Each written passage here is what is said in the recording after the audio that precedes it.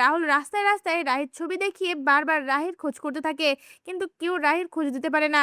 রাহুল কোথাও রাহিকে খুঁজে না পেয়ে হঠাৎ করে দূরে দাঁড়িয়ে মন্দির দেখতে পায়। তখন রাহুলও মন্দিরে গিয়ে ঠাকুরের কাছে প্রার্থনা করে বলতে থাকে, প্লিজ ঠাকুর, তুমি রাহিকে আমার কাছে ফিরিয়ে দাও। সেই সময় রাহুল পিছনে ঘুরতে রাহিকে দেখতে পায়, আর সঙ্গে সঙ্গে সেই মন্দিরের মধ্যেই রাহিকে জড়িয়ে ধরে রাহুল। তা ভিউয়ার্স, এমনটাই যদি নতুন পর্বে হয় আপনাদের দেখতে কেমন লাগবে? আপনাদের মতামত আমাদের কমেন্টে জানান। ধন্যবাদ। এবার ৭ জন্মের বাঁধনে বাধা পড়ল আসল পরী ও অভি। এই ফুল এপিসোডটি পেতে আমাদের চ্যানেলটি এক্ষুনি সাবস্ক্রাইব করুন। এই পর্বে দেখা যায় অভি বর্ষে যে মন্দিরে দাঁড়িয়ে থাকে, তখনই ছুটি এসে অভির সামনে দাঁড়ায়। অভি ছুটির হাতে শাড়ি আর জুয়েলারি তুলে দিয়ে বলে ওঠে, রেডি হয়ে আসো। ছুটিও কান্না মাখা দৃষ্টিতে অভির দিকে তাকিয়ে বলে ওঠে, হ্যাঁ আসছি। আপনি কিন্তু আপনার প্রতিজ্ঞা ভুলবেন না। আজ আপনি যেভাবে আমার বাবার জন্য লড়াই করেছেন, আমার মনে হয় খুব শিগগিরই আপনি আমার বাবাকে নির্দোষ প্রমাণ করতে পারবেন। তখন আপনি আপনার রাস্তায়, আমি আমার রাস্তায়। অভি তখন কোনো কথার উত্তর না দিয়ে চুপ করে দাঁড়িয়ে থাকে। অন্যদিকে ছুটি বউ সাজে সেজে আয়নার দিকে তাকিয়ে মনে মনে বলতে থাকে, ঠাকুর, আমি যা করছি ঠিক করছি তো? তুমি আমার পাশে থেকো। অন্যদিকে অভি মন্দিরের মধ্যে দাঁড়িয়ে তার ফোনে থাকা পরীর ছবি দেখে একা একাই বলতে থাকে, পরি, আমি এই সবটা করছি তোর জন্য। তুই ফিরে এলে আমি যাতে তোর হতে পারি। ঠিক সে সময় অভির সামনে এসে দাঁড়ায় ছুটি। ছুটিকে দেখে অপলক দৃষ্টিতে অভি তাকিয়ে থাকে। এরপর দেখা যায় সেই মন্দিরের পুরোহিত অভি ও ছুটির বিয়ে পড়ায়, আর অভির বন্ধু ইন্দ্র সকল কিছু তার ফোনে ভিডিও রেকর্ড করে নেয়। অভি নিজের হাতেই ছুটির স্মৃতিতে সিঁদুর পরিয়ে দেয়, আর তখনই ছুটির চোখ থেকে জল গড়িয়ে পড়ে। অন্যদিকে দেখা যায় অভির বাড়িতে অভি ও পরীর এঙ্গেজমেন্টের আয়োজন নিয়ে সকলে মেতে ওঠে। আর ঝুমকি তার পছন্দ করা লেহেঙ্গাটা পরে মনে মনে বলতে থাকে, আজ আমি রাজা পাবো, রাজার রাজত্বটা পাবো, সবটা আমার হবে। এই বলে খুশিতে মেতে ওঠে। এদিকে অভি আসতে দেরি করলে ঠামি খুব চিন্তায় পড়ে যায় আর বারবার অভিকে ফোন করতে থাকে। আর ঠিক সেই সময় অভি ছুটির হাত ধরে রায়বাড়িতে ঢুকে আর সকলের সামনে বলে ওঠে, আমার একটা অ্যানাউন্সমেন্ট করার আছে। মিট মাই ওয়াইফ ছুটি।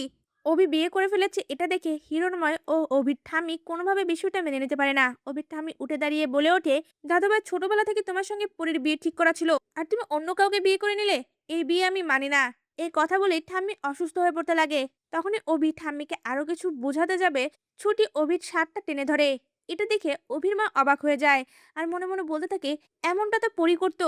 পরি তো ছোটবেলা থেকেই অভির শার্টটা টেনে ধরতো। তাহলে কি? এই কথা ভেবে ছুটির দিকে তাকিয়ে থাকে।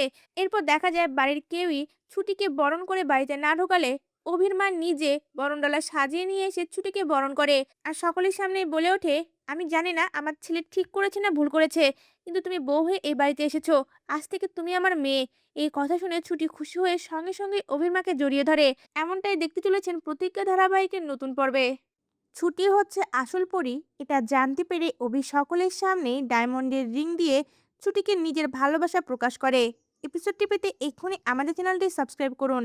এই পর্বে দেখা যায় ছুটি ঘরের মধ্যে দাঁড়িয়ে একা একাই বলতে থাকে, ঠাকুর, এবারের সকলের মনে আমি কষ্ট দিয়েছি, তুমি সেটা দেখে নিও, তুমি আমাকে ক্ষমা করো।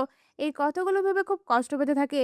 ঠিক সেই সময় অভি ঘরের মধ্যে এসে ছুটিকে এভাবে কান্না করতে দেখে বলে ওঠে, এভাবে কাঁদছো কেন তুমি? তখন ছুটি বলে ওঠে, উকিল স্যার, আপনি বুঝবেন না, আমি অনাথ, আমার আপন কেউ নেই, তাই আমি বুঝি আপন মানুষকে কষ্ট দেওয়াটা কত কষ্টের। আজ আমি আপনার বাড়ির সকলের মনে কষ্ট দিয়েছি, আমার সেটা ভেবেই খুব কষ্ট হচ্ছে। এই কথা শুনে অভিও মনে মনে বলতে থাকে, এই মেয়েটার মন কতটা ভালো যে এই কথাগুলো ভেবে নিজেও কষ্ট পাচ্ছে। অভি তখন ছুটিকে শান্ত করার জন্য বলে ওঠে, কে বলেছে তুমি অনাথ? এখন আমি আছি তো তোমার পাশে। কথাটা শুনে ছুটিও কষ্টমাখা কণ্ঠে বলে ওঠে, শুধু তো ১ বছরের জন্য। ১ বছর পর তো যে যার রাস্তায়। কথাটা বলে ছুটি সেখান থেকে চলে যেতে লাগলে তখনই খাটে সেতে বেঁধে পড়ে যেতে লাগে। সঙ্গে সঙ্গে অভি ছুটিকে ধরে ফেলে আর একে অপরের দিকে অপলক দৃষ্টিতে তাকিয়ে থাকে। এরপর দেখা যায় ছুটি অভিকে ধাক্কা দিয়ে সেখান থেকে সরে যেতে লাগলে আবারও তখন খাটের সাথে পায়ে আঘাত পেয়ে সেখানে বসে পড়ে। সঙ্গে সঙ্গে অভি বলে ওঠে, কি হয়েছে, কি হয়েছে? এই বলেই ছুটির পাটা ধরতে গেলে ছুটির পায়ের নিচে তিলটা দেখে অবাক হয়ে যায় আর মনে মনে বলতে থাকে, এরকমই জরুল তো আমার পরীর পায়েও ছিল, আর ছুটির ব্যবহারের মধ্যেও পরীর লক্ষণ রয়েছে। তাহলে কি এই আমার আসল পরী? এই কথাগুলো ভেবে ছুটির দিকে অপলক দৃষ্টিতে তাকিয়ে থাকে। এরপর আবারও মনে মনে বলতে থাকে, এটার সঠিক জবাব পাবো আমি একজনের কাছেই, দেবদত্ত রয়ের কাছে। তখনই অভি তার জবাবটা খোঁজার জন্য রায়বাড়ি থেকে বেরিয়ে থানায় যায় আর পুলিশের কাছে পারমিশন নিয়ে দেবদত্তের সঙ্গে দেখা করে। ছুটির বাবা দেবদত্ত রয় অভিকে দেখে বলে ওঠে, স্যার, আপনি এখানে এসেছেন কেসের ব্যাপারে আমার কাছে আরো কিছু তথ্য নিতে? তখন অভি বলে, না, আজ আমি আমার পার্সোনাল ব্যাপারে এসেছি। আমি এক গোলকধাঁধায় আটকে গেছি। সেখান থেকে বের করতে পারবেন শুধু আপনি। কথাটা শুনে ছুটির বাবা দেবদত্ত অবাক হয়ে যায়। এরপর দেখা যায় অভি তার ফোনে থাকা পরীর ছবিটা দেখিয়ে বলে ওঠে, "আচ্ছা, এই ছবির বাচ্চাটাকে কি আপনি চেনেন?" তখনই দেবদত্তের সামনে ভেসে ওঠে যেদিন ছুটিকে পেয়েছিল সেদিন রাতের ঘটনা।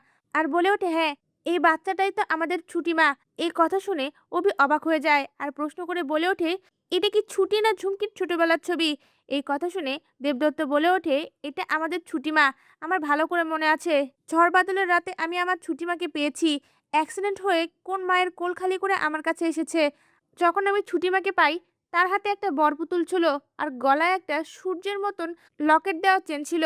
কথাগুলো শুনে অভি অবাক হয়ে যায় আর মনে মনে বলতে থাকে, ছুটি আমার হারিয়ে যাওয়া পরী। আর কোনো কথায় না বলে সেই থানা থেকে বেরিয়ে আসে আর মনে মনে বলতে থাকে, এতদিন আমার পরি আমার এতটা কাছে ছিল, কিন্তু আমি তাকে চিনতে পারিনি।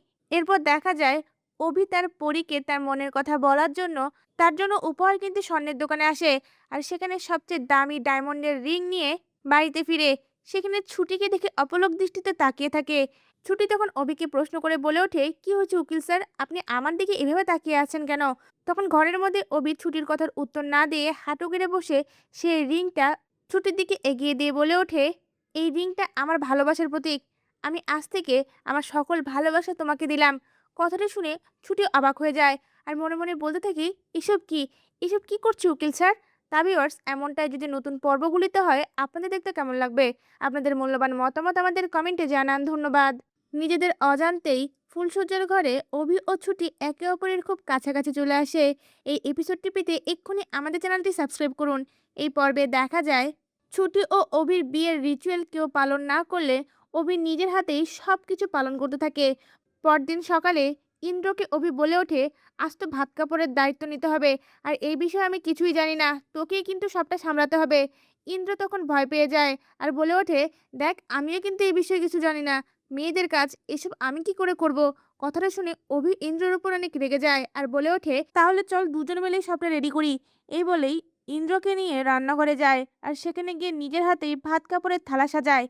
এদিকে ছুটি একা একাই সিঁড়ি দিয়ে নেমে এলে অভির ঠাম্মি রেগে মুখ ঘুরিয়ে নেয়। অভি তখন তার মায়ের কাছে গিয়ে বলে ওঠে, "মা, আমি ভুল করেছি। তাই বলে কি তুমি এবং বাড়ির সবাই মিলে আমার থেকে মুখ ঘুরিয়ে নেবে? আমি মেনে নিচ্ছি তোমাদের সব রাগ আমার উপর। ছুটিকে কেন এই বাড়ির বউয়ের অধিকার থেকে বঞ্চিত করছো?" এই কথা বলেই অভি চুপ হয়ে রান্নাঘর থেকে ভাত কাপড়ের থালাটা আনতে যায়। অভির মা তখন অভিকে থামিয়ে দিয়ে বলে ওঠে, "তুই এখানে দাঁড়া, আমি নিয়ে আসছি।" এই বলে নিজে গিয়ে ভাত কাপড়ের থালা নিয়ে আসে আর অভির হাতে তুলে দিয়ে বলে ওঠে, "এটা তোর বউয়ের হাতে তুলে দিয়ে বলে ওঠ, আজ থেকে তোমার ভাত কাপড়ের দায়িত্ব নিলাম।" অভিও তার মায়ের কথা মতন ছুটির হাতে ভাত কাপড়ের থালা তুলে দিয়ে বলে ওঠে, "আজ থেকে আমি তোমার ভাত কাপড়ের দায়িত্ব নিলাম।" ঠাম্মি তখন রাগ দেখিয়ে সেখান থেকে চলে যায়। এরপর দেখা যায় রাতে ফুলসজ্জার ঘরে ছুটি সুন্দর করে সেজে বসে থাকে। অভিও তার ঘরে ঢুকে ছুটিকে দেখে অপলক দৃষ্টিতে তার দিকে তাকিয়ে থাকে। ঠিক সেই সময় কিছু একটা শব্দ শুনতে পেয়ে ছুটি ভয় পেয়ে দৌড়ে এসে অভিকে জড়িয়ে ধরে আর অভিও তাল সামলাতে না পেরে অভি ও ছুটি একসঙ্গে বিছানায় পড়ে যায়। তা ভিউয়ার্স, অভি ও ছুটির এমন খুনসুটি দেখতে আপনাদের কেমন লাগে? আপনাদের মূল্যবান মতামত আমাদের কমেন্টে জানান। ধন্যবাদ। প্রতিজ্ঞা ধারাবাহিকের এই পর্বে দেখা যায় অভি ছুটিকে বলে ওঠে, "তুমি বলেছিলে না তোমার লয়ারের দরকার ছিল? কি জন্য সেটার দরকার ছিল? প্লিজ আমাকে তোমার সমস্যাগুলো বলো।" ছুটি তখন কান্না করে বলে ওঠে, "খুব বড় বিপদে পড়েছি। যে আশ্রমে আমি বড় হয়েছি সেই আশ্রম কেড়ে নেওয়ার জন্য রোমা কাঞ্জিলা নতুন করে প্ল্যান সাজিয়ে আমার বাবাকে ফাঁসিয়েছে। রোমা কাঞ্জিলাল খুন করে সেই খুনের দায়িত্ব বাবার ঘাড়ে চাপিয়ে দিয়েছে।" আর সকল ঘটনা এক এক করে অভিকে খুলে বলতে থাকে ছুটি। ছুটির মুখে সকল ঘটনা শুনে অভিমন্যু বলে ওঠে, "সত্যি যদি তোমার বাবা নির্দোষ হয়ে থাকে তাহলে আমি তার কেস লড়বো।" এই কথা শুনে ছুটি খুশি হয়ে সঙ্গে সঙ্গে অভিমান্যুকে জড়িয়ে ধরে।